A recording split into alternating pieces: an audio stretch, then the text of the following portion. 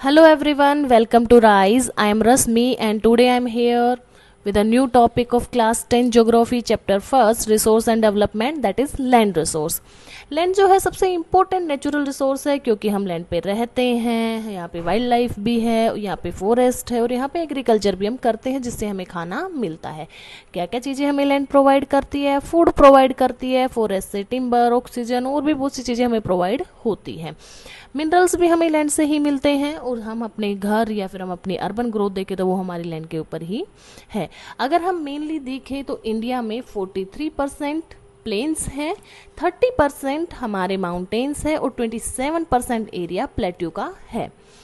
अगर हम general use देखें हमारी लैंड का तो वो 46% एग्रीकल्चर के लिए हम यूज़ करते हैं, 23% पे फॉरेस्ट है, 6% हमारी बैरन लैंड है, 4% पे हमारे चारागाह पास्चर्स हैं, 8% हमारी वेस्ट लैंड है और 13% को अदर यूजेस 13% को अदर हम कामों में यूज़ करते हैं। हो सकता है हमने वहाँ पे सेटलमेंट बनाई हो, अर्बन ग्रोथ हो, बाकी कंपनीज वगैरह ऐसी चीज़ें वहाँ पे हो।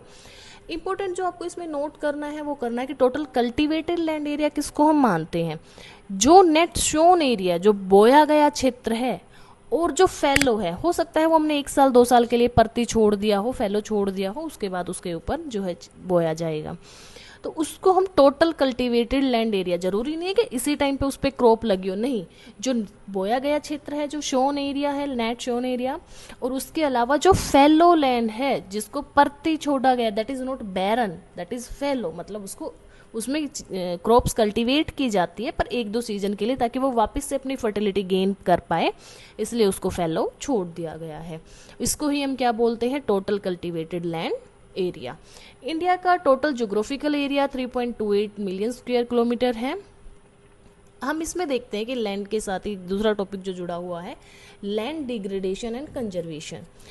लैंड डिग्रेडेशन का मतलब क्या है कि लैंड की जो क्वालिटी है, जो सोइल है, उसकी क्वालिटी में कमी आना, मतलब उसकी क्वालिटी डिक्लाइन हो जाना और उसको या तो लेस यूज़फुल बना दे एग्रीकल्चर के लिए या बाकी कोई और यूजेस के लिए उसको कम यूज़फुल बना दे, उतना ज़्यादा हम उसको यूज़ नहीं कर पाए।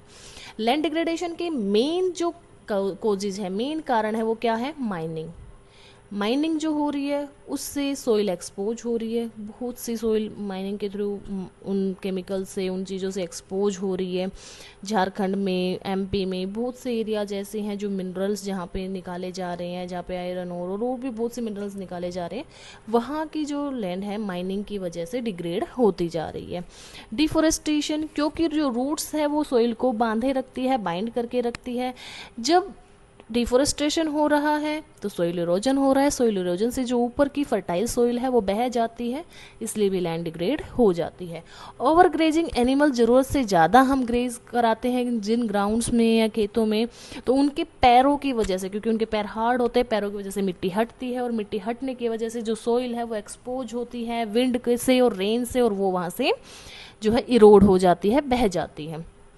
वाटर लॉगिंग की वजह से, लीचिंग से केमिकल्स ऊपर आ जाते हैं और जो मिट्टी है उसमें सैलिनिटी बढ़ जाती है। ये पंजाब और हरियाणा में मेनली देखा जा रहा है कि आपने देखा हो, कहीं आप गए हो तो जमीन के ऊपर एक वाइट सा कुछ परत सी दिखती है, वो है कि उसमें सैलिनिटी आ गई है। जो नीचे मिनरल्स थे बहुत नीचे, वो पानी भरने की वजह से ऊपर आ गए हैं, और ये मेनली हो रहा है बहुत ज़्यादा फर्टिलाइजर्स यूज़ करने की वजह से, क्योंकि ग्रीन रिवॉल्यूशन के फेज़ 1 और फेज़ 2 में हरियाणा और पंजाब के जो फार्मर्स थे उन्होंने बहुत ज़्यादा केमिकल फर्टिलाइजर्स यूज़ किए हैं, यूरिया, डीएपी वगैरह और भी बहुत से फर्टिलाइजर्स, जिनकी वजह से जो है वाटर जो होल्ड करने की जो कैपेसिटी थी ज़मीन की वो कम हो गई और वहाँ पे पानी जमा रहने लगा। पानी जमा रहने लगा तो लंबे टाइम तक पानी जमा रहने से जो मिनरल्स थे अर्थ के बहुत अंदर वो ऊपर आ गए और लीचिंग की वजह से वो सैलिनिटी आ गई उस सोइल में। अब वो सोइल बहुत ज़्यादा काम की नहीं रहती है, वो फिर उतनी ज़्यादा फर्टाइल नहीं रहती है, लेस फर्टाइल हो जाती है। कंजर्वेशन के लिए सॉल्यूशन क्या है? हम एफोरेस्टेशन करें, प्लांट्स लगाएं, प्लांट्स सोइल को बाइंड करके रखेंगे, सोइल जो है इरोड नहीं होगी। शेल्टर बेल्ट्स लगाएं हम, जो विंड इरोजन होता है उसको रोकने के लिए एक लाइन में कतार में पेड़ लगा दे, जिससे उनकी जड़ें भी बांध के रखेगी और कतार में जो पेड़ रहेंगे उनसे सोइल दूसरी तरफ कट के नहीं जा पाएगी। स्टेबलाइज सैंड, जो ग्रासेस है सब्स है वो हम सैंडी एरिया पे लगा दें ताकि वहाँ पे वो जो रेत है वो रुकी रहे वहीं पे। प्रॉपर ग्रेजिंग हो, कंट्रोल्ड ग्रेजिंग हो, ओवर ग्रेजिंग ना हो, जिससे जो वेजिटेशन ग्राउंड है, जो पास्चर्स चारागाह है, उनमें सोइल इरोजन ना हो।